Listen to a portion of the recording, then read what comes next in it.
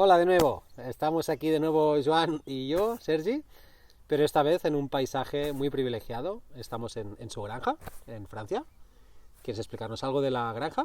Bueno, lo que estáis viendo ahí es, no sé si se ven, de hecho los Pirineos están al sur ahora y nada, es la finca donde, como os decíamos, vivimos varios en un proyecto que hace 10 años empezó en base a los principios de la permacultura, con una parte de producción vegetal importante en huerta y frutales.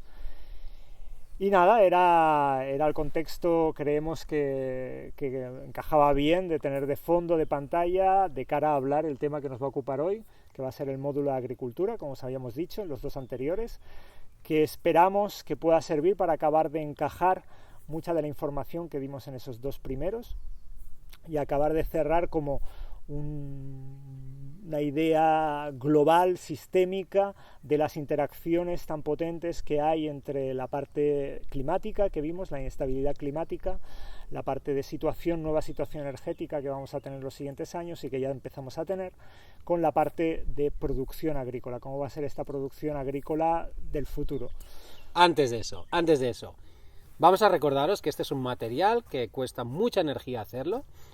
De hecho, yo he venido con Ariadna aquí hasta Francia y hemos venido a pasar unos días que también nos gusta, pero poner conciencia en lo que cuesta pues hacer todo esto, este material digital que a día de hoy lo tenemos a un clic. Así que recordaros eso, por lo tanto os pediríamos que lo pudierais ver a poder ser con más personas para poder ir discutiéndolo y aprovechando esa energía y también en momentos más tranquilos, ¿no, Iván? Exacto, un poco momentos de calidad, ya que vamos a pediros ahí toda la potencia de vuestras meninges en ciertos momentos para estos conceptos que vamos a manejar.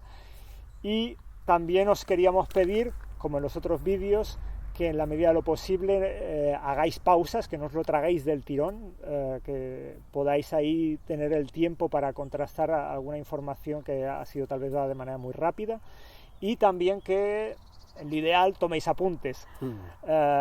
Sabemos que es una fuente de información muy común hoy en día el vídeo, pero también tiene esa problemática de la inmediatez y de una información que si luego no deja traza es difícil de retener.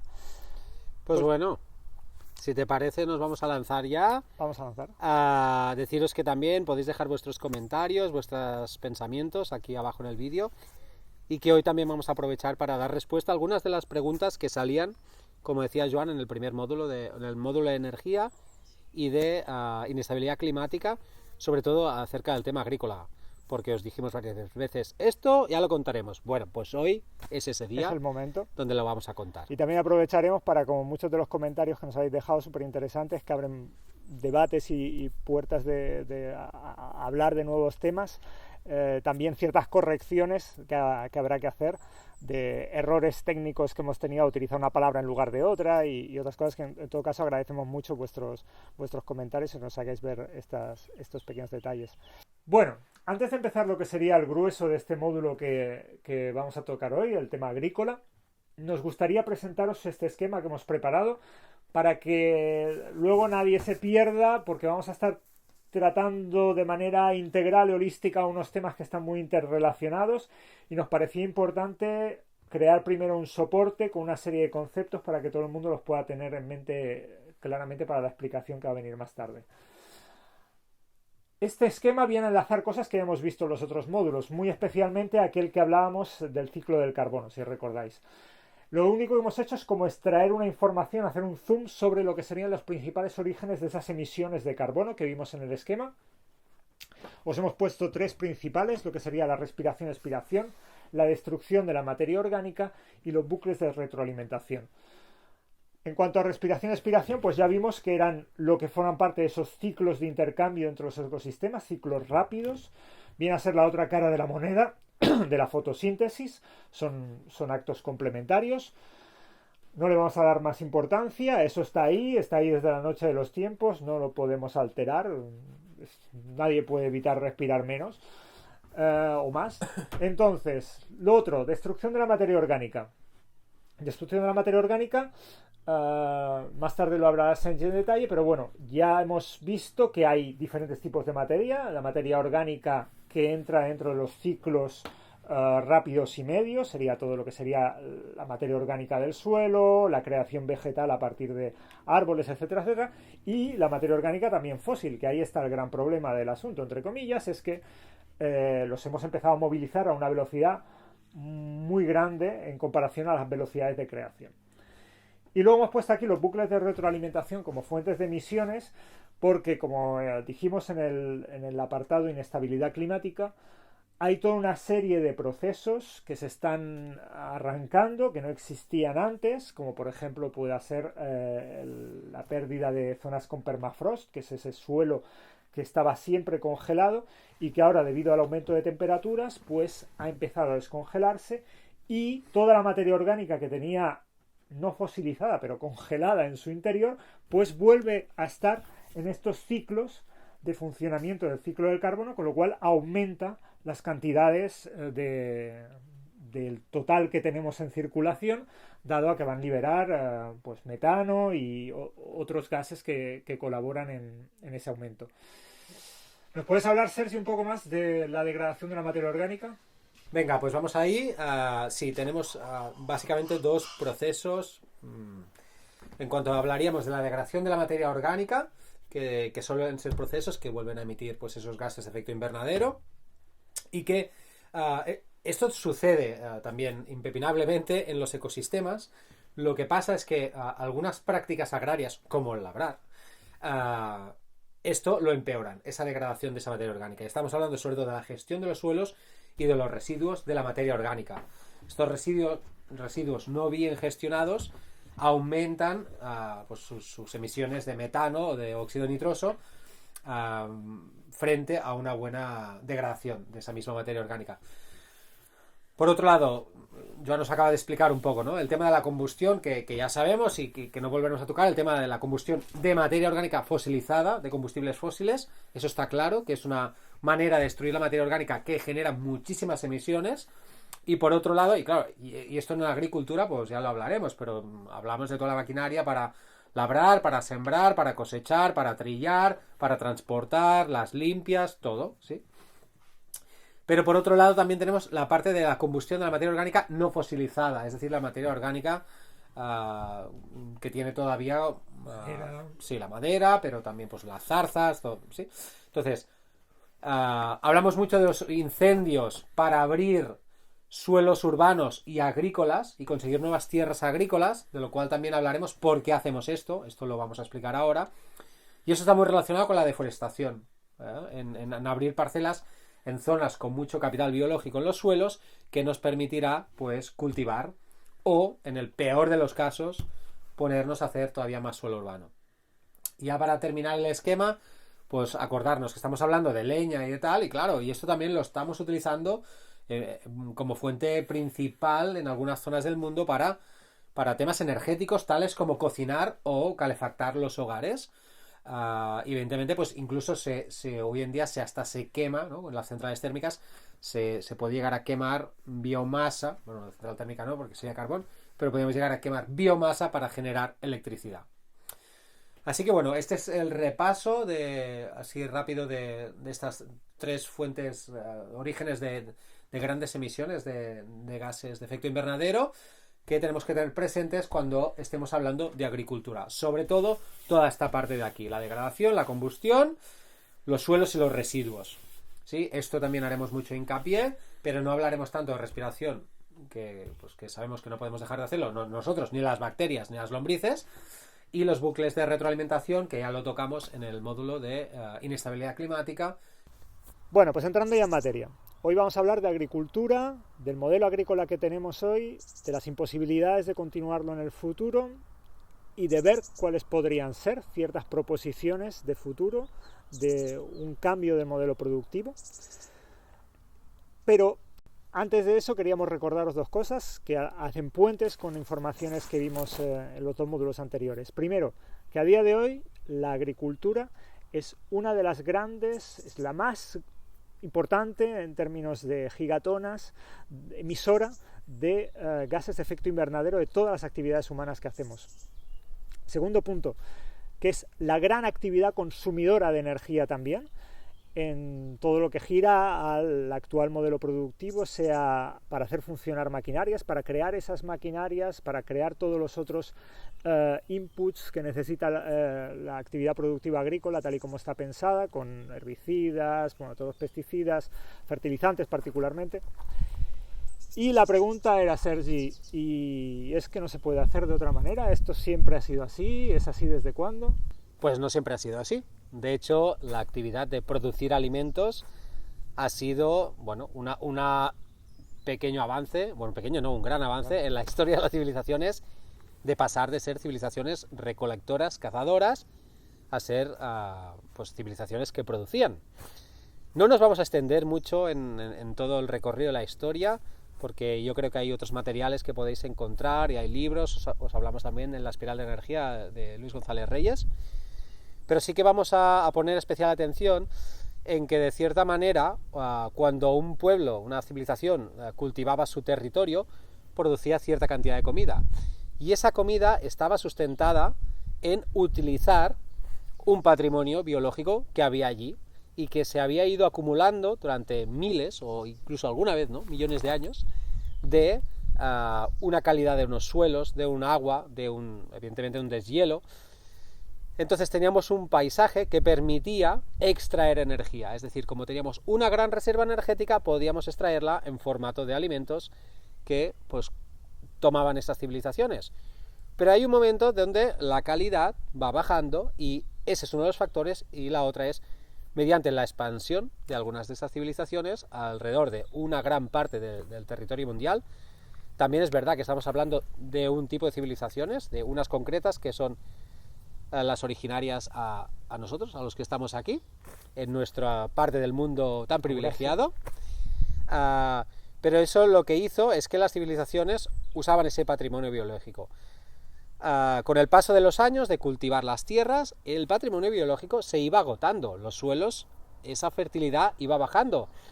Por más que intentáramos cerrar ciclos, ya sea en la zona asiática, incluso con la incorporación de estiércol humano en los campos de arrozal o en los cultivos, o en Europa pues utilizando más el estiércol animal y todo esto. Lo que comenta Sergi también es algo que muchos antropólogos han querido resumir con esa frase de los pueblos duran lo que dura su suelo. Exacto. ¿Te acuerdas, Sergi? A veces lo hemos comentado. Es una frase que viene a representar eso, ¿no?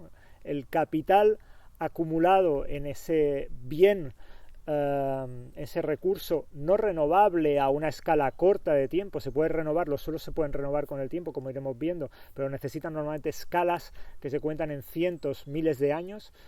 Pues ese patrimonio, si no se cuida bien, los pueblos, la historia lo demuestra, han durado lo que han durado ese recurso. Bueno, que de hecho era también, ¿no?, la riqueza de un pueblo estaba relacionada con la fertilidad de sus suelos, de sus tierras.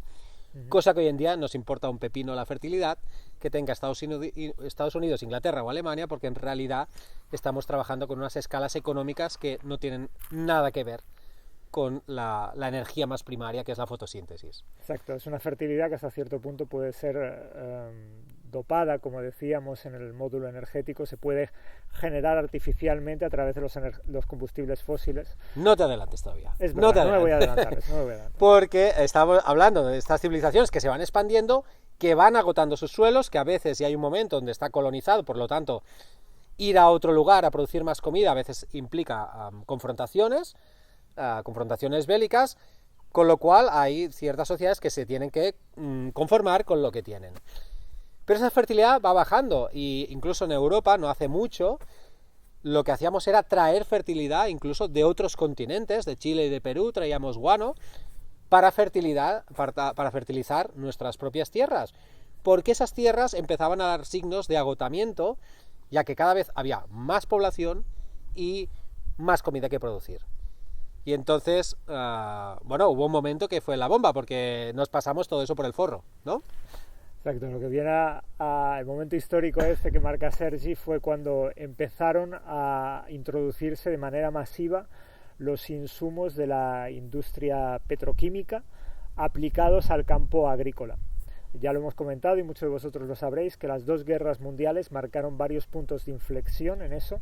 De hecho, se podría decir, muchos historiadores definen antes de la Primera Guerra Mundial, todo el boom que hubo a nivel industrial, que se puede considerar que fue una segunda revolución agrícola, puesto que cambió todos los parámetros de repartición de las posibles producciones que se daban en función de esa riqueza natural que comentaba Sergi, para pasar a otro modelo en el cual, en función de la capacidad de llevar capital transformado en forma de recursos, sea nitrato de Chile, como se hablaba antes, o sean fosfatos viniendo de minas del Sahel, sí, o sean hasta el final, ¿no? Que en la Segunda Guerra Mundial, como os decíamos en el vídeo pasado, hubo de los 3 grandes macronutrientes, ¿no? Nitrógeno, fósforo y potasio. Los 2 últimos, fósforo y potasio, hacía ya tiempo que se explotaban a nivel de minas, de recurso extraíble directamente de bajo tierra en lugares donde se había concentrado, pero faltaba el nitrógeno, y el nitrógeno fue ahí el punto de inflexión, ¿no? Cuando el señor Fritz Haber y Carl Bosch, exacto, fueron 2 químicos que a raíz de las grandes inversiones que se hicieron en la Segunda Guerra Mundial en toda la línea industrial de creación de amoníaco para conseguir producir bombas, pues al acabar el conflicto todos esos conocimientos seguían estando ahí y se buscó la aplicación para uso agrícola de ese nitrógeno, ¿no? Y se empezó a poder sintetizar ese gran macronutriente que es determinante para que lo verde sea verde, eso que veis todos ahí atrás, pues todas esas plantas han necesitado un aporte de nitrógeno, en este caso viene lo avanzaremos, no hemos avanzado mucho, pero viene de la reserva de materia orgánica que hay en el suelo, en buena parte, pues nos podíamos saltar ese ciclo y caer directamente en una aportación de nitrógeno inorgánico. Que ese nitrógeno, que lo enlazamos con lo que decíamos de la energía, está hecho sobre todo a base de una inyección importante de gas natural. Exacto, ¿sí? Porque cogemos el nitrógeno, ¿no? Lo transformamos a amoníaco y de aquí a nitritos y nitratos, que es lo que finalmente utilizamos como fertilizantes sintéticos. Y seguramente si sacáis la cabeza por la ventana que tengáis de casa y veis un paisaje agrícola, si estáis por lo menos en Europa, hay muchísimas posibilidades que esto sea básicamente solo gracias a esos fertilizantes sintéticos que en cierta manera pudieron hacer recuperar una fertilidad de nuevo en los campos que habíamos ido perdiendo. Esta fertilidad, que es altamente dependiente de la energía, pues ya hemos visto en los últimos años cómo se ha multiplicado por mucho su precio, y hemos visto que también tenía cosas bastante contraproducentes, como que es una de las principales causas de que gran parte de la microbiología no se desarrolle en los campos, ya que la fertilidad no viene dada por la descomposición de la materia orgánica, como dice Joan, y para que se descomponga necesitamos toda esa micro y macrofauna, sino que viene dada por ese fertilizante sintético. Vale, pues ahora dando un poco rodeos, ya nos hemos centrado un poco en uno de las explicaciones del por qué hoy en día la agricultura está consumiendo tanta energía. Uno de los pilares de ese gran consumo energético, recordamos que está alrededor del 2% de toda la energía que estamos consumiendo como humanidad, se dedica a la producción de esos fertilizantes nitrogenados. Pero no solo eso, la agricultura también es una gran consumidora de energía hoy en día, dado que todo el proceso está montado de una manera donde hay una cantidad de insumos, otros que los fertilizantes, como puedan ser todo el abanico de sustancias químicas que hemos creado para controlar plagas, las hierbas, exacto, competidoras, todo el tema de adventicias, malas hierbas, sobre herbicidas, toda la maquinaria que se necesita para todos los actos de preparación del cultivo, desde el terreno, preparar el terreno, labranza, luego todo el mantenimiento de pulverizaciones y demás, más todo el tema de cosechadoras y luego transporte de esos granos desde los grandes polos de producción a las distribuidoras y de ahí al comercio de distribución a la población. Y además de todo eso, uno de los grandes también consumidores de energía en el tema agrícola es todo el tema de irrigación. Infraestructuras, canales, presas, sistemas de bombeo, tuberías, etcétera, etcétera, que os podéis imaginar a una escala global lo que llega a suponer. Y esto en datos, ¿qué podríamos decir en cuanto a energía? pues es un dato que creo que dimos, ¿no? Ya en No la lo sesión recuerdo. anterior, pero bueno, para decir eso, que actualmente de todas las actividades humanas, cerca del 40% de la energía consumida por la humanidad se va a ese sector, a ese sector primario. Perdón, que estamos diciendo también la distribución de esos alimentos, no solo la producción. Exacto. Y tener en cuenta que cuando hablamos de mundo agrícola también estamos introduciendo en él la ganadería, no solo el cultivo vegetal. Aquí englobaríamos todo el sector primario.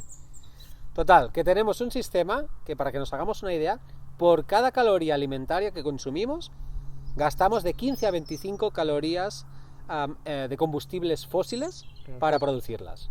O sea, que es más que darnos energía, es una cosa que nos está costando. Y diréis, ¿pero qué sentido tiene esto? ¿Cómo puede ser que se esté manteniendo y que se haya mantenido durante tantas décadas?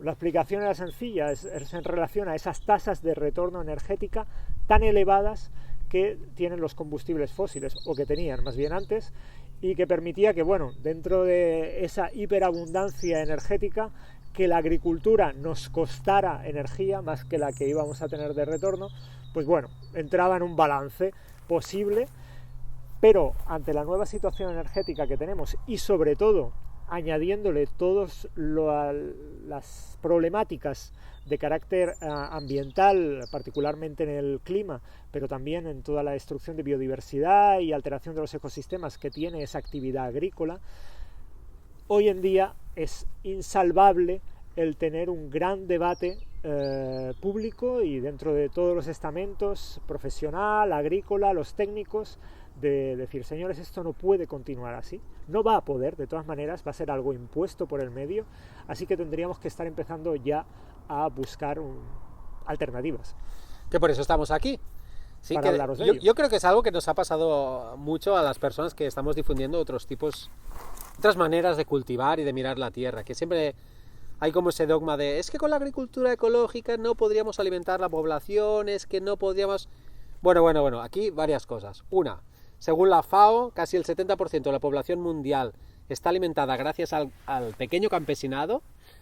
Y por otro lado, no sabemos quizá si la agricultura ecológica podrá alimentar a toda la población.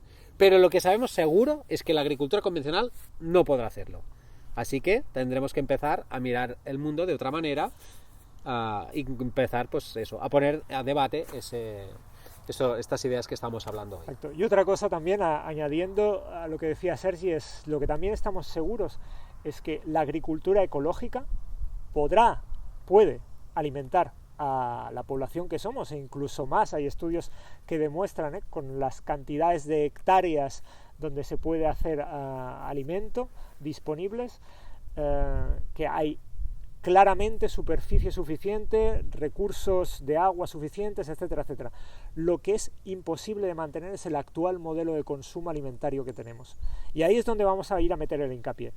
No vamos a poder conseguir una ecocompatibilidad en nuestro modelo alimentario, las dietas que tenemos, la diversidad que estamos acostumbrados a manejar durante todo el año, los precios. Es muy importante bajos, que estamos acostumbrados a manejar en el mercado de la fracción del presupuesto familiar que supone el gasto alimentario. Esas son cosas que necesariamente van a tener que cambiar en otro modelo agrícola.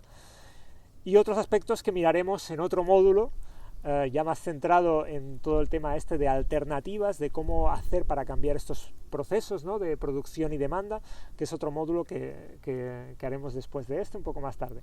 Ahora vamos a centrarnos solo en eso, a partir del acuerdo en que hay un problema, en que la naturaleza de ese problema es doble, es de carácter energético y ambiental, de imposibilidad de continuar con el modelo que tenemos.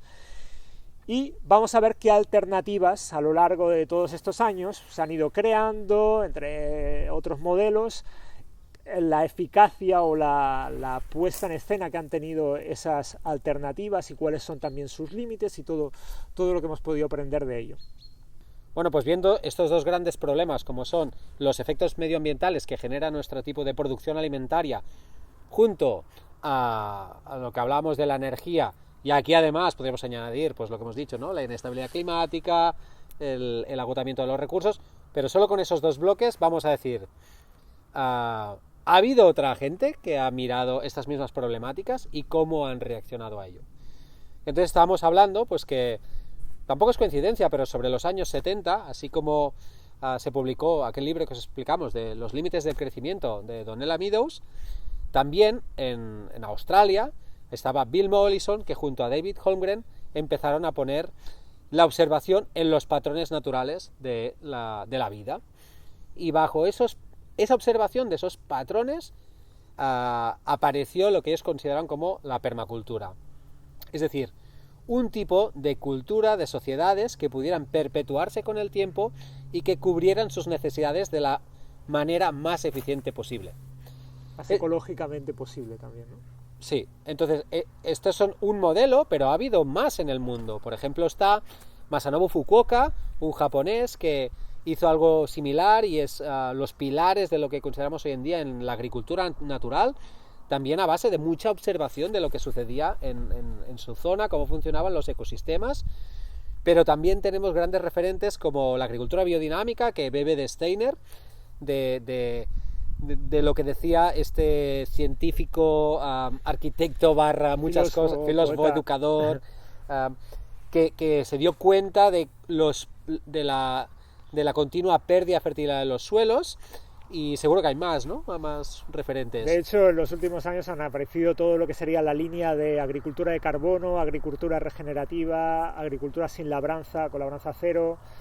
La sintrópica ahora mismo está muy encima de la mesa. Está muy encima de la mesa. Básicamente lo que queríamos decir es que hay todo un abanico bastante amplio ya de análisis, desde lo más académico hasta lo más puramente técnico, de gente de terreno, en el que se han ido buscando ya muchas soluciones, y ya hay un background, ya hay un conocimiento acumulado bastante amplio de décadas sobre las cosas que sí, que podrían funcionar y las que no.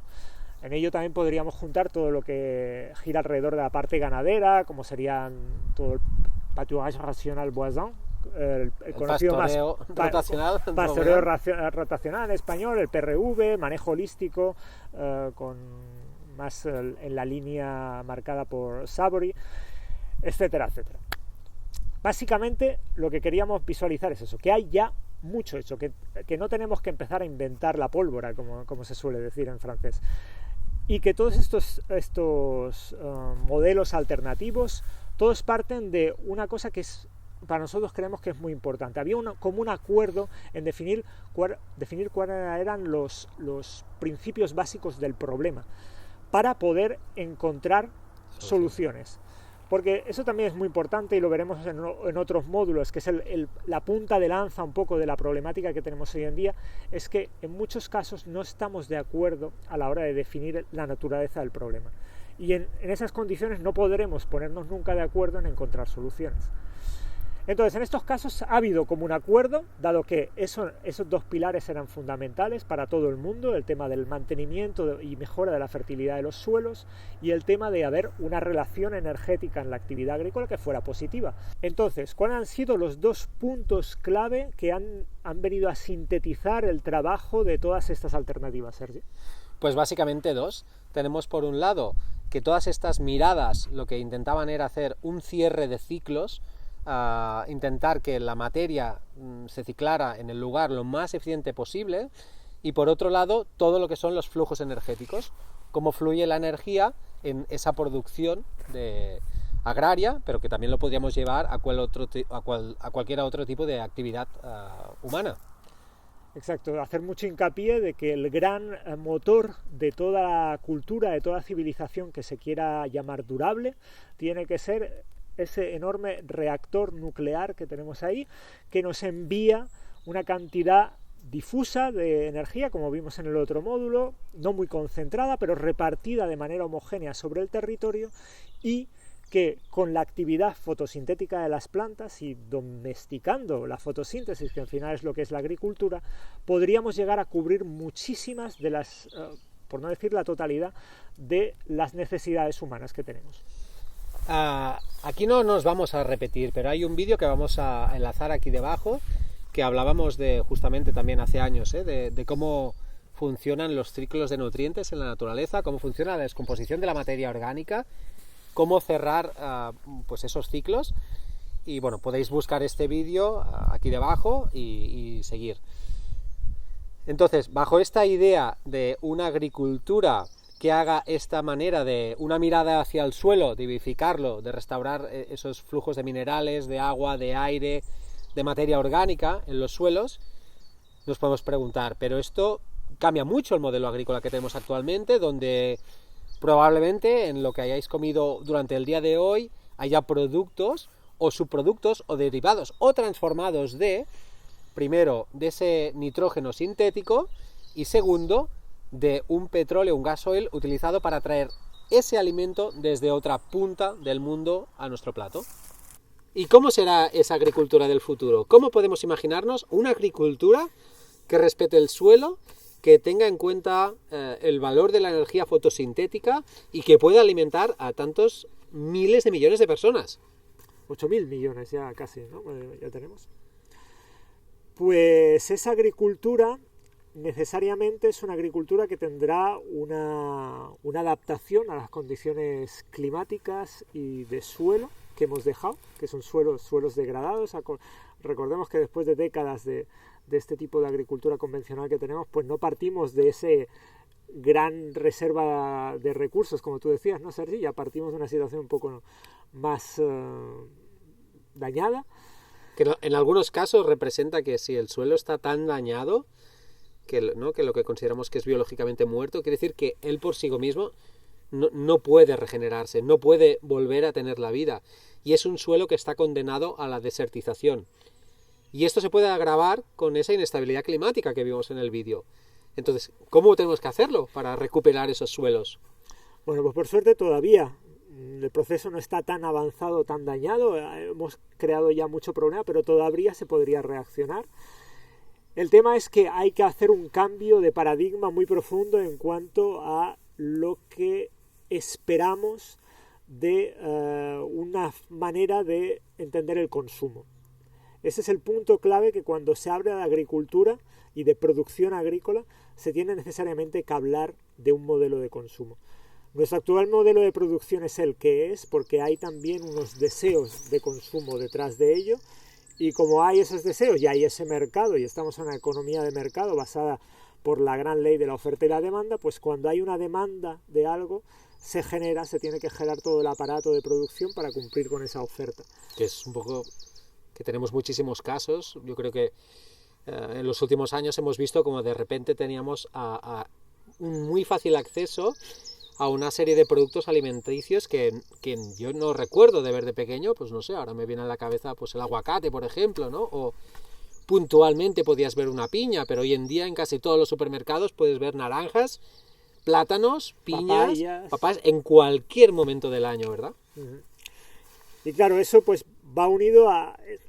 Hay una doble también contrapartida, que es la generación de la demanda, ¿no? No siempre es una cosa tan, digamos, poco buscada. Hay una gran ingeniería de publicidad y de creación de deseos, como vosotros conocéis, y el campo de la producción agrícola no escapa a ello. Entonces, todo esto lo decimos para centrar ya cuáles van a ser la nota de corte, digamos, que nosotros ponemos en este modelo agrícola alternativo. Es un modelo agrícola que no va a poder dar las prestaciones que está dando el actual. Pero la pregunta es que realmente son tan deseables esas prestaciones? ¿Es que vale tanto el esfuerzo y el ponernos en el precipicio ecológico, de catástrofe ecológica y climática por tener esas cosas? Bueno, que de hecho diríamos, ¿son deseables? Podrían ser deseables. El tema es, ¿son necesarias tanto como para cargarnos los ecosistemas como lo estamos haciendo? Bueno, yo creo que ahí ponemos bastante la duda encima de la mesa y de hecho decimos, por favor, que esto no siga así. Sí, nuestro punto de vista está claro desde el principio. Lo que queríamos expresar aquí, que esto ya se sale de lo que es opinable o no opinable, está claro que hay gente que no tendrá la misma opinión. Y se van a crear toda una serie de relatos, que es ya está viendo, ¿no? Todo el greenwashing conocido, el nuevo capitalismo verde, la idea esta de crecimiento sostenible, etcétera, etcétera, que hemos tenido en los últimos años, van un poco de esa línea, de en plan, no vamos a abandonar esa idea ni de crecimiento, ni de enorme disponibilidad, de diversidad, todo el tiempo que queramos, pero vamos a intentar dar la vuelta a la tortilla, vamos a hacer eso mismo, pero en ecológico. Lo que queremos mostrar y dejar muy claro es que es posible, sería posible para una parte de la población seguir beneficiándose en ecológico de ciertos de esos productos. De hecho, ya es el caso. Hoy en día os vais a la mayor parte de cadenas de supermercados y os podéis encontrar de la agricultura, que nosotros llamamos agricultura industrial ecológica, os podéis encontrar la misma contrapartida de productos un poquito más caros, o a veces mucho más caros, pero en ecológico. Todo, sí, tortitas de maíz, salsas de cualquier tipo, cereales, todo, ¿sí? No solo producto fresco, sino también una gran industria para transformar todo eso, ¿no? Bueno, ya sabemos que no vamos a poder tener acceso a cualquier alimento en cualquier época del año, en cualquier lugar del mundo. Bien, pero ¿cómo será ese tipo de agricultura? ¿Cómo será esa manera de producir alimentos? Pues esa manera, lo más probable es que sea una agricultura mucho más local, para un consumo local o regional, o sea, que las producciones no se tengan que mover mucho, que se recupere ese concepto de autonomía ligado a una cosa que hoy en día se habla mucho, la soberanía alimentaria de las regiones, de los países, donde cada zona por lo menos pueda producir lo más importante de su actividad agrícola, vaya para alimentar a su población, que no sean ni productos de exportación ni productos dedicados a hacer energía o otros usos. Y de lo que estamos viendo antes, de las otras maneras de producir alimentos, ¿cuáles crees que van a ser los cambios más radicales en lo que se refiere al suelo, en cuanto a la producción directa? Lo más probable, y que vamos viendo también que van apareciendo estos años, nosotros por ejemplo aquí estamos en una zona muy agrícola de cereales y de ganadería, es que va a haber una entrada de todo el discurso de economías de energía y lucha por el cambio climático, que van a hacer que bajo esa excusa se van a ir implantando políticas de ayuda, de subvención hacia una extensión masiva de la agricultura ecológica, pero sin necesariamente tocar la parte productivista o la parte capitalista del negocio. Dicho en otras palabras, lo que se busca es desfosilizar la agricultura sin descapitalizarla. De hecho, esto es algo que se aplica en general, o que se va a intentar aplicar a toda la sociedad, ¿no? Hacer una descarbonización, desfosilización social de todas las actividades, pero sin ir a tocar la lógica madre del sistema de reparto, del sistema de organización social, político, que es el capitalismo. Te estás yendo por las ramas. Te voy a preguntar, ¿y cuál es la base de la agricultura? Es decir, ¿qué va a suceder con esos suelos a pobres, casi al límite del abandono en algunos casos, y donde encima ahora mismo no hay casi gente para gestionarlos? ¿Cómo nos imaginamos ese futuro? Pues tendríamos que diferenciar lo que sería el futuro a corto, a medio, a largo plazo. Y tendríamos que diferenciar mucho, depende en qué contexto estemos. En agricultura, en agronomía, hay una palabra muy rara y graciosa que se llama el contexto pedoclimático. Eso lo que quiere decir es la mezcla de todo el contexto climático de una zona juntos con sus características de suelo. Hay una enorme heterogeneidad, hay una gran diversidad de naturalezas diferentes de suelo en el mundo. Dentro de un mismo territorio como España, por ejemplo, podéis encontrar enormes territorios que se prestan a una serie de cosas, a otros que no, unos que son calcáreos, otros que son ácidos, unos que tienen acceso a zonas freáticas, naturalezas de suelo completamente diferente y zonas climáticas muy diferentes. La agricultura de mañana va a estar sometida de nuevo a esos límites, eso es seguro. Entonces eso quiere decir que si en cada zona vamos a producir una comida distinta, adaptándonos al clima y a las características del suelo, querrá decir que tampoco, quizá no podemos tener una misma dieta. Efectivamente, el punto de la dieta pues volverá a ser clave a la hora de hacer las diferenciaciones territoriales y de regiones que había antes. Pero no estamos diciendo que hay unas dietas sostenibles para todo el mundo, para todo el territorio, que si todo el mundo dejara de comer carne sucedería tal, si cada persona hiciera tanto. ¿Qué decimos de eso? Bueno, esto yo creo que va a ser algo que en los comentarios van a levantar sarpullidos, lo que voy a decir, pero creemos que es falso.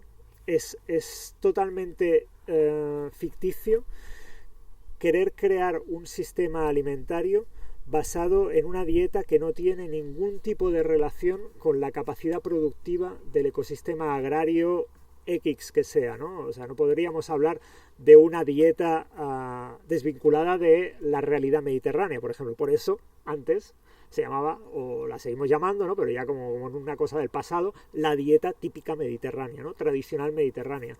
O no podemos desvincular eso.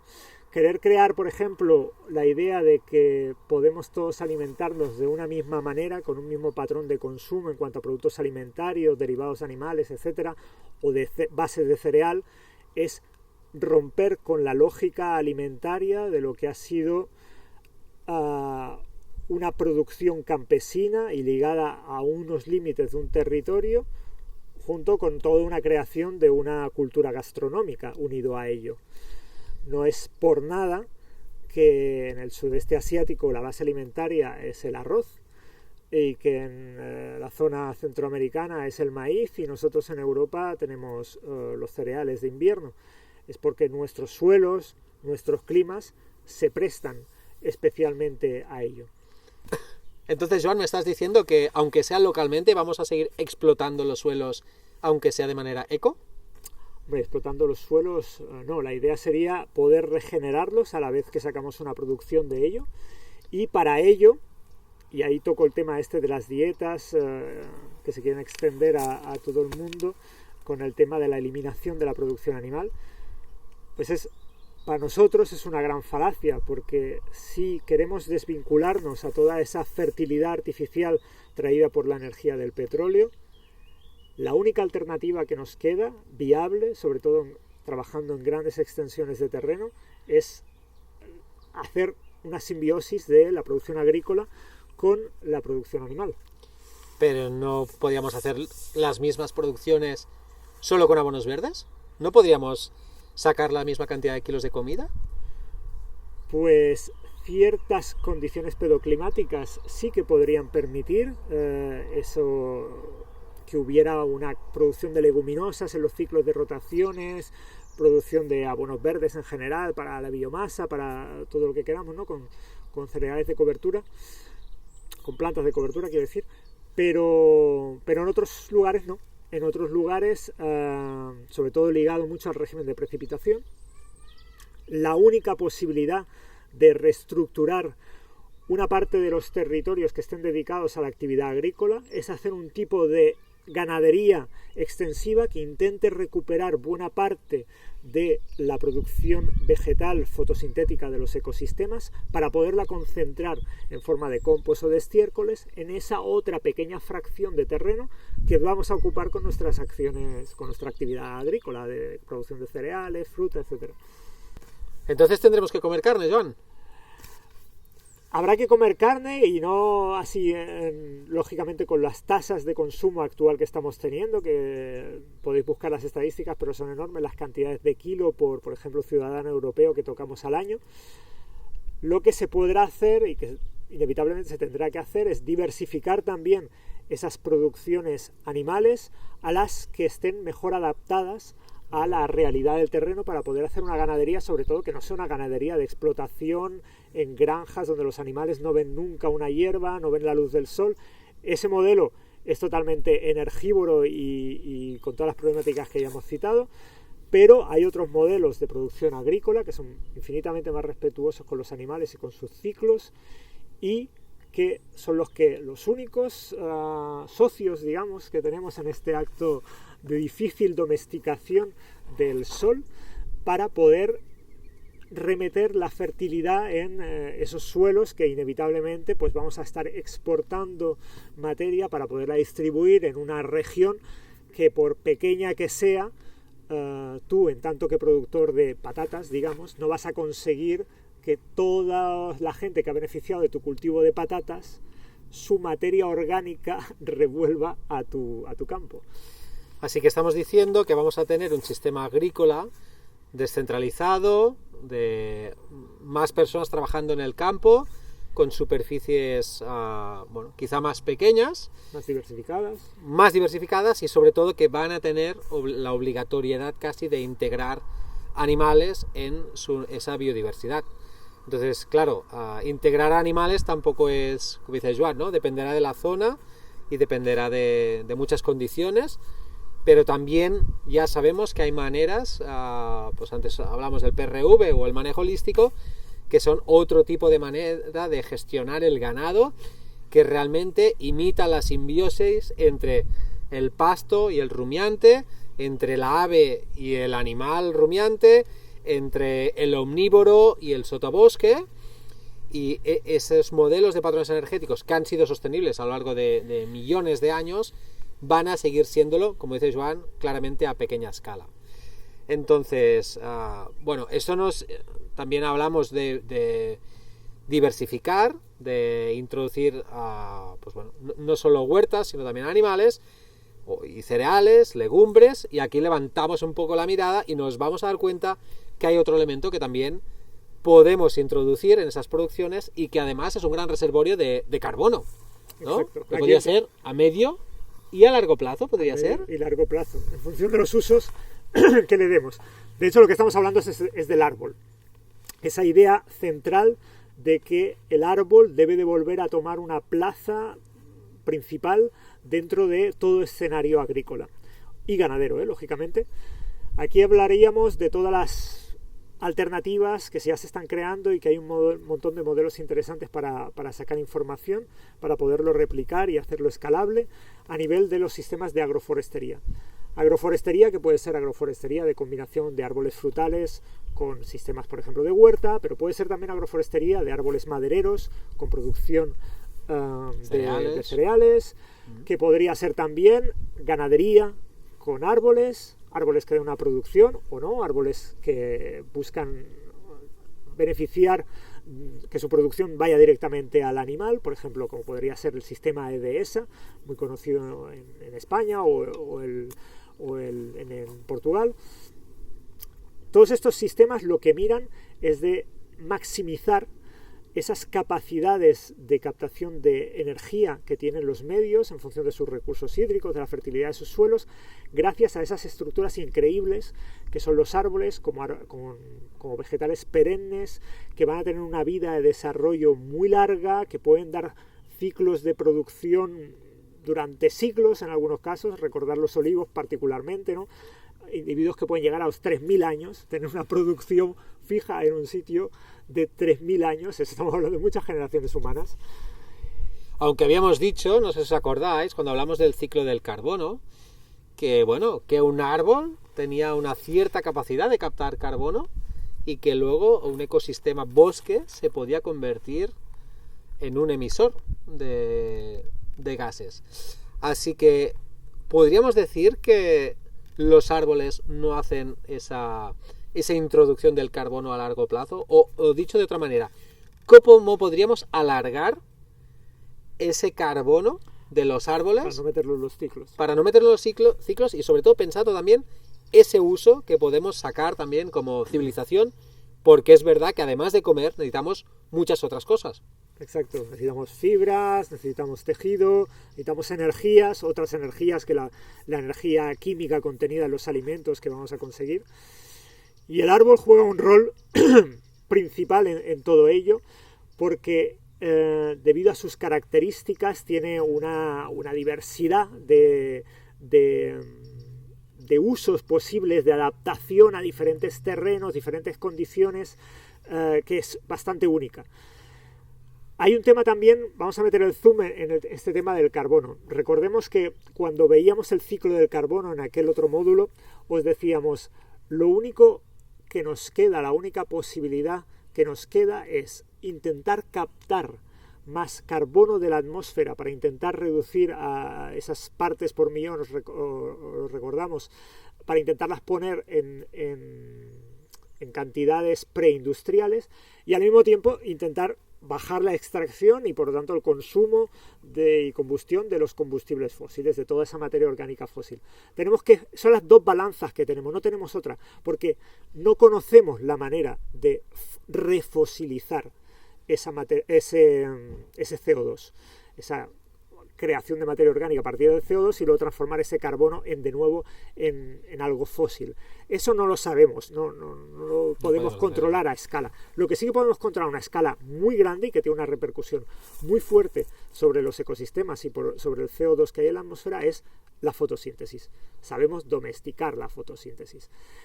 Entonces, en esa domesticación de fotosíntesis, que como veis hemos hablado de la parte agrícola, pero esta parte son ciclos rápidos, entran en toda esa zona del ciclo del carbono que os decíamos, de un ciclo que se juega sobre una escala de pocos años o meses en algunos casos.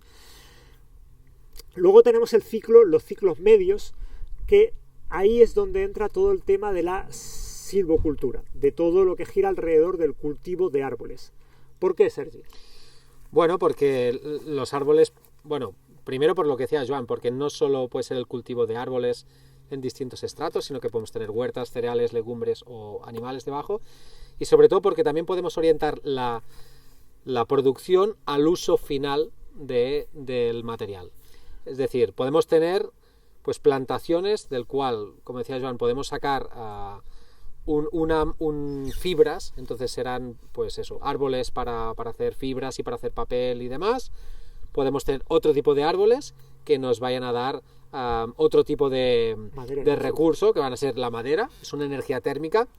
No tendría sentido tener placas fotovoltaicas para calentar un radiador, no tiene ningún sentido, pero sí que tiene sentido poder quemar leña para calentarnos. Es una conversión de una energía, como decíamos el primer día, hablando de las energías primarias, secundarias y de uso.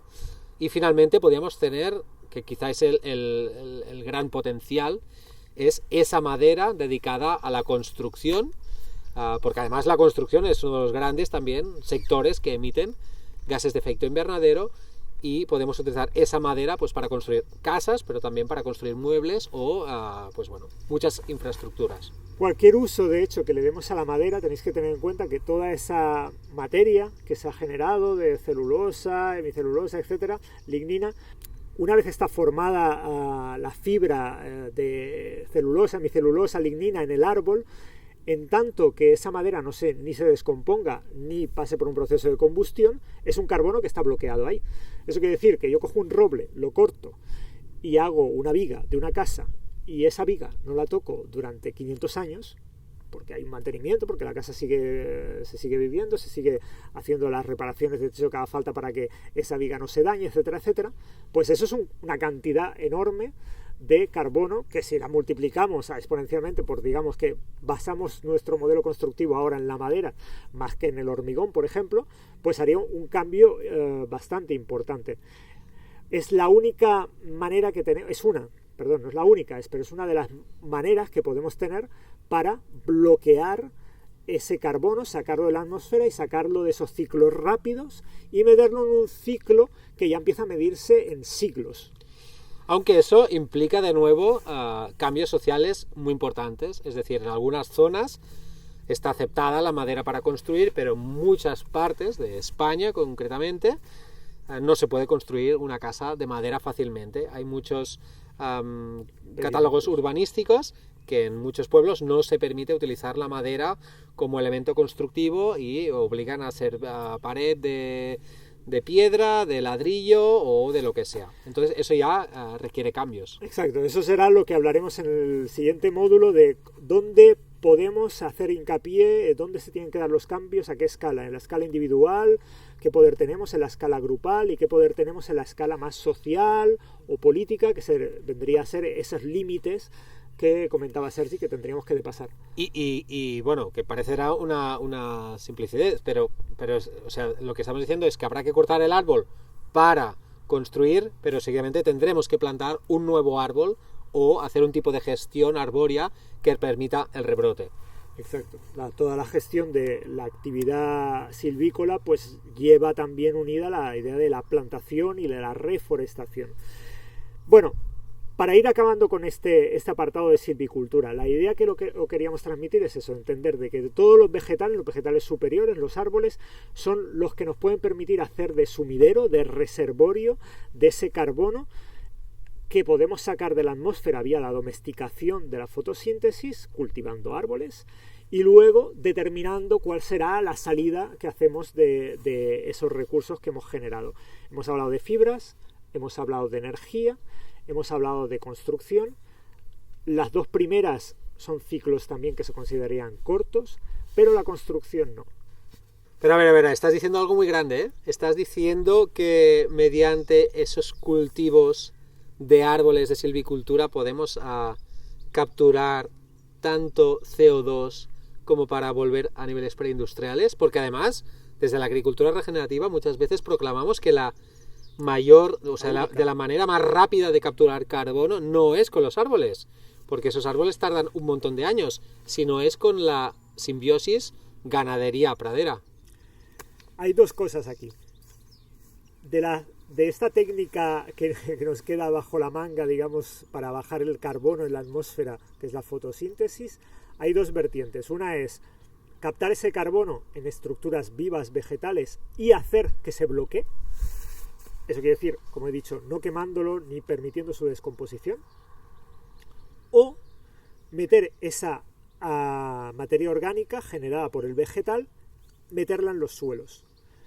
Y gestionar los suelos de manera que esa materia orgánica no se queme, como se suele decir en jerga, no se destruya, no se mineralice muy rápidamente, de manera que el tono de materia orgánica, que las tasas de materia orgánica en el suelo vayan subiendo año tras año progresivamente, aumentando las cantidades de humus, etcétera, que hay. Que esa es la punta de lanza, digamos, el pilar estructural de toda la idea de la agricultura regenerativa, pastoreos racionales, etcétera, etcétera. ¿Se entiende ahora, Sergio? No se entiende, porque, te insisto, en agricultura regenerativa decimos que la simbiosis del pasto con el rumiante capta mucho más carbono que un sistema agroforestal. Claro, la idea es que esa simbiosis lo que permite es que del crecimiento herbáceo, que recordemos es una gran cantidad de materia que son capaces de fijar las anuales, tienen ritmos de crecimiento muy rápidos, y ese recurso, ¿quién lo puede utilizar? Pues los rumiantes son los que lo pueden utilizar de manera más eficaz. Y una vez hecho el tránsito de los 4 estómagos de un rumiante, pues toda esa materia va a sufrir una transformación química que la va, aparte de alimentar al animal y permitirle crecer, generar musculatura, proteína, etcétera, etcétera, o leche, lo que sea, además va a acabar generando un residuo orgánico, que es el estiércol, que de manera correctamente gestionada y de vuelta al suelo, pues va a cerrar ese ciclo de materia y va a permitir que la microflora del suelo, que en definitiva es el gran grueso de la actividad ganadera de todo modelo de cría de animales de renta. Lo ideal sería que se genera mucho más ganadería de microbiota en el suelo que la que nosotros vemos aparente. No sé si lo sabéis, pero en un pasto, por ejemplo, de una hectárea donde puedes tener 2 vacas, que sumadas te van a dar 1,5 toneladas de animal vivo, si cogemos toda la masa viva de los organismos del suelo, van a hacer 2 veces, 3 veces, depende de la cantidad de calidad del suelo que haya, pero más en peso vivo que lo que hacen esas vacas. Así que en definitiva, alguien que es ganadero y que gestiona bien sus prados y que hace rotaciones correctas y tal y cual y se preocupa de todos esos aspectos, en definitiva lo que está haciendo es ganadería, pero de microbiota. Y que recordemos que eso tampoco es lo que sucede en un campo de cereales o de legumbres donde solo hay un único cultivo, donde solo se potencia algún tipo de microbiología concreta, pero que no tiene la biodiversidad que suele tener un pasto. Bueno, nos estamos yendo por las ramas porque yo personalmente creo mucho en la ganadería y me encanta esa mirada, porque además, bueno, tampoco no lo hemos dicho, ¿no? Pero también el hecho de que el animal coma la parte de arriba y la planta, pues deje ir parte de sus raíces en forma de carbono, también esa fertilización bajo el suelo, pero bueno, no vamos a entrar en eso. Sí, entonces sí que diría, porque hay otra opción más cuando estamos hablando de la silvicultura, que se trata de algo que también hay corrientes que hablan de ello, que es el biochar. ¿Sí? O sea, el biochar es coger un material que está hecho sobre todo a base de lignina, que es un material con mucho carbono, entonces se hace una pirólisis muy rápida, muy controlada y que de repente se para. ¿Sí? No es como una carbonera antigua que se iba haciendo el carbón durante días y días, sino que aquí ponemos todo el material de repente, hacemos una pirólisis que queme en horizontal y a un ritmo constante, y de repente se apaga. ¿Qué conseguimos con eso? ¿Qué le sucede a ese carbono? Pues es otra de las maneras precisamente de transformar esa madera que os decía y bloquearla en algo que no se vaya a poder descomponer fácilmente.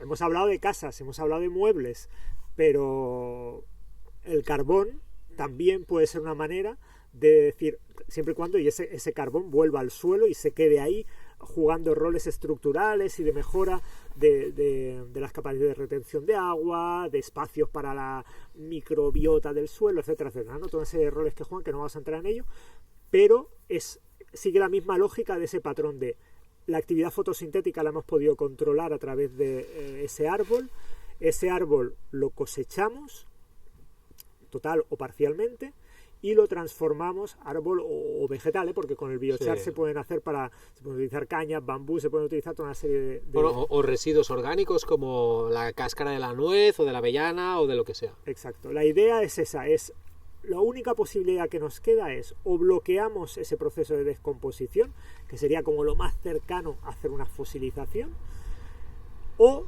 hacemos que la materia orgánica vaya acumulándose en el suelo año tras año, que el balance mineralización junto al balance humificación pues siempre sea más alta la humificación que la mineralización, de manera que los suelos van a irse enriqueciendo de más en más en carbono que habremos estado sacando del acúmulo excesivo que tenemos en la atmósfera. Eso no estamos diciendo que ahora nos pongamos a quemar los bosques para hacer biochar, pero sí que estamos diciendo que es una herramienta que a pequeña escala, sobre todo con un tipo de material leñoso que normalmente simplemente se queman las explotaciones agrarias o ganaderas, y sin más, pues que eso lo podemos convertirlo en un biochar, que además es un insumo muy bueno y positivo para los suelos, incluso te acidifica el pH, en caso de tener un pH muy alto, lo bajamos y, además pues eso, es un gran reservorio y tal. Dicho esto, ibas a decir algo más del biochar. Sí, de hecho, ya no llamado biochar, pero a nivel de geoingeniería, no sé si lo sabéis, pero es una de las propuestas que hay un abanico de lo más variopinto en cuanto a propuestas para conseguir bajar ese CO2. Pues una ha sido esa, la idea de vamos a coger bosques, vamos a quemarlos parcialmente, vamos a obtener algo de energía con ello y ese carbón lo vamos a ir inyectando en los suelos, ¿no? Son proyectos que mientras mantengan una cierta lógica de dónde se hacen y a qué escala se hacen, pueden ayudar, pueden ser una pieza más dentro de todo este puzzle diverso que nos va a dar una solución posible a controlar esos aumentos de gases de efecto invernadero para no pasar a esos temibles plafones que comentábamos y todos los bucles de retroalimentación que pueden generar. Pero no se puede hacer a escala masiva, no podíamos Por favor, no, en el Mediterráneo no nos pongamos a quemar los 4 pinos que nos quedan. Exacto, que nadie empiece a quemar pino o eucalipto en ciertas zonas que se hagan cultivos de árboles solo para eso. Estaríamos rompiendo con esa lógica que estábamos diciendo de vamos a intentar adaptarnos a lo que hay, vamos a sacar al máximo partido de los recursos ya existentes, y las bazas que nos quedan es eso, sobre todo la materia orgánica en el suelo y usos de sustitución de productos que actualmente vienen del petróleo e irlos haciendo con fibras vegetales o con madera. Bueno, vamos a ir terminando porque también tenemos otra opción, ¿no? Porque hemos hablado del hacer, hemos hablado de la agricultura, hemos hablado de la silvicultura, todo lo que tiene que ver con los árboles, perdón, también hemos hablado antes la ganadería, pero habría otra opción. ¿Cuál es? Que sería el no hacer. Estamos hablando de lo que conocemos como el rewilding, el reasalvajamiento de la naturaleza. ¿Y en qué consistiría eso? Pues es verdad que el ser humano, debido a nuestra expansión, hemos hecho mucha presión sobre los ecosistemas y lo que estaríamos hablando aquí es empezar a protegerlos de las interacciones humanas. Entonces, esto, como todo lo que hemos visto, tiene muchos pros y también tiene contras. Yo os voy a empezar hablando de los contras, ¿sí? Entonces, Joan, luego, pues si quieres, hablas de los pros. Pero yo lo primero que diría es, si vamos a hacer un asalvajamiento, un rewilding a gran escala, quiere decir que vamos a liberar un montón de territorio donde hoy en día viven personas, donde hoy en día hay producciones agrarias, donde hoy en día hay producciones ganaderas, y que eso vamos a devolverlo a la naturaleza si es que nos sentimos aparte de ella, cosa que pondría en duda. Pero bueno, lo que haríamos sería bloquearlo, y eso también tiene unos costes grandes en cuanto a infraestructura. Quiere decir, movilizar a civilizaciones, tribus, sociedades que vivan en los espacios que vamos a dejar y que de alguna manera esos espacios también tendremos que ver cómo los separamos de la interacción humana. Eso quiere decir que es que tendremos que vallarlos, es que tendremos que dejar de ir allí para no interferir. ¿Qué es? Se da la casualidad que también de hecho el rewilding o el asalvajamiento es lo que consideramos en permacultura la zona 5. En permacultura tenemos 5 zonas de actuación, 6 si contamos la de uno mismo, y hablamos de que en cada espacio diseñado en permacultura tendría que haber una zona que no toquemos y sea una zona de observación de los patrones naturales en nuestra zona concretamente. He dicho algunos contras, pero también tiene bastantes ventajas. Bueno, las ventajas sobre todo son de carácter de gestión. Es simplemente no hay que hacer nada o hay que hacer una interacción muy mínima. Simplemente es limitar, poner freno a cualquier tipo de acción humana que pueda haber en esos lugares. Con lo cual económicamente, a nivel de manejo, pues es muy barato. Energéticamente también, la cantidad de energía que tenemos que poner para que eso se ensalvaje, pues en principio vamos a contar con los ciclos naturales. Al mismo tiempo, eso nos explica otro de los inconvenientes que esto tiene. Es que en determinados contextos, sobre todo en determinados contextos de espacios ya muy dañados, eso puede llevar mucho tiempo. Pero esto es mío, esto lo tengo que decir yo. Es cierto. Esto, sí, es verdad. Cuesta muchísimo recuperar unos suelos degradados, cuesta muchísimo recuperar terrenos que, sobre todo, que tengan una pluviometría muy errática. ¿Sí? Podemos tener pluviometrías más o menos regulares, que a lo largo del año va cayendo una cierta regularidad de agua y eso acelera todos esos ciclos de mineralización, de humificación.